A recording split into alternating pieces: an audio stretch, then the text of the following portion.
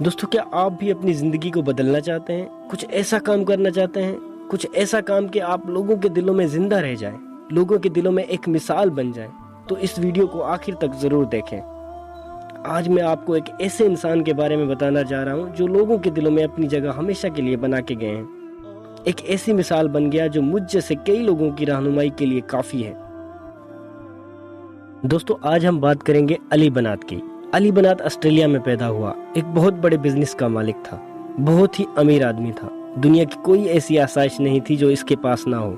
اعلیٰ شان محل، قیمتی گاڑیاں، گھڑیاں، انتہائی مہنگے جوتے، گلاسز جن کی مالیت لاکھوں ڈالرز میں تھی۔ علی بنات کے پاس ایک بریسلٹ تھا جس کی قیمت $90,000 تھی۔ وہ ایک کامیاب زندگی گزار رہا تھا، لیکن ایک واقعے نے اس کی زندگی بدل کر رکھ دی۔ 28 سال کی عمر میں اسے پتہ چلا کہ اسے کینسر ہے اور اس کی اسٹیج 4 یعنی آخری اسٹیج ہے۔ ڈاکٹرز نے افسوس کے ساتھ بتایا کہ وہ صرف 7 ماہ زندہ رہ سکتا ہے۔ یہ پیشن گوئی غلط ثابت ہوئی اور علی بنات مزید 3 سال تک زندہ رہا، لیکن اس خبر سے علی بنات کی زندگی ڈرامائی طور پر تبدیل ہو گئی۔ علی بنات کہتے ہیں، یہ کینسر میرے لیے میرے رب کا تحفہ ہے، کیونکہ اس کے ذریعے اللہ نے مجھے تبدیل ہونے کا موقع دیا۔ کینسر کی وجہ سے میں نے اپنی زندگی کو لوگوں کی مدد کے لیے تبدیل کیا۔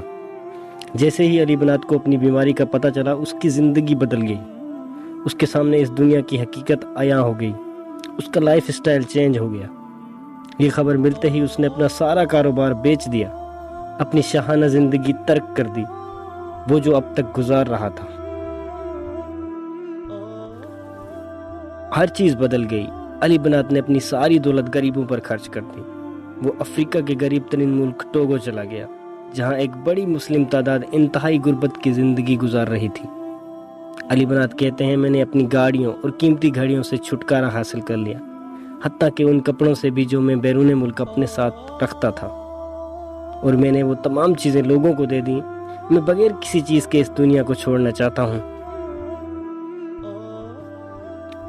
علی بنات دنیا کی حقیقت جان چکا تھا۔ دنیاوی مال و دولت اور شان و شوکت اس کی نظر میں کوئی اہمیت نہیں رکھتی تھی۔ جب اس سے اس کی گاڑی کے بارے میں پوچھا گیا جو $800,000 کی تھی، تو علی بنات کا کہنا تھا، اس طرح کی کوئی چیز چلانا مجھے بالکل بھی اچھا نہیں لگتا۔ عام دنوں میں یہ گاڑی ہماری سب سے بڑی خواہش ہوتی ہے کہ ہم اسے حاصل کر سکیں۔ ہم اپنی زندگی اس کے حصول میں گزار دیتے ہیں، لیکن جب آپ کو کوئی بتائے کہ آپ بیمار ہیں، آپ کے پاس بہت تھوڑی سی زندگی بچی ہے، تب آپ کو احساس ہوتا ہے کہ یہ چیزیں آپ کو بالکل فائدہ نہیں دیں گی۔ آج میرے لیے اس گاڑی کی اہمیت کسی افریقی بچے کی ایک جوڑا جوتی سے زیادہ نہیں ہے۔ کسی افریقی بچے کی چہرے کی مسکراہٹ اس گاڑی سے زیادہ قیمتی ہے۔ علی بنات نے بتایا، جہاں میں زیر علاج تھا، وہاں ایک مریض کی کینسر سے ڈیتھ ہو گئی۔ تب میں نے سوچا، جب میں اس دنیا سے چلا جاؤں گا تو میرے لیے کچھ بھی نہیں رہے گا۔ میرے ماں باپ، بہن بھائی، مال و دولت سب یہی رہ جائے گا، سوائے اچھے اعمال کے۔ میرا وہی پیسہ کام آئے گا جو اللہ کی راہ میں خرچ ہوا ہوگا، جس سے غریبوں کی مدد کی ہوگی۔